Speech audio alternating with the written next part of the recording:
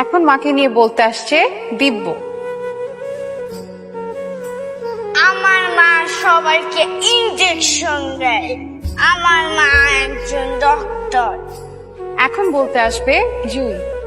আমার মা একজন ফ্যাশন ডিজাইনার। আমাদের একটা শোরুম আছে, সেখানে অনেক ড্রেস পাওয়া যায়। Thank you. এবার বলবে নিধি। আমার আম্মা একটা বড় স্কুলের টিচার। কলেজ বড় বড় স্টুডেন্টদের পড়াই। Thank you. মাকে নিয়ে এবার বলতে আসছে উনাইস।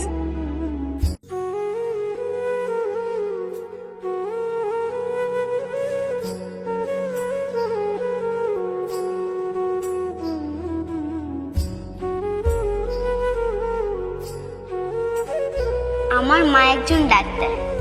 আমার যখন অসুখ হয় তখন মা আমাকে স্যুপ খাইয়ে দেয় আর আমি ভালো হয়ে যাই।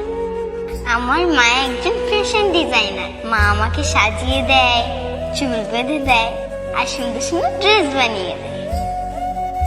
আমার মা বেস্ট টিচার। মা আমাকে সায়েন্স প্রজেক্টে হেল্প করে। মা আমাদের বাসার বস। বাসার সব কাজ মা একাই করে। আমার মা একজন housewife. I am proud of my mother.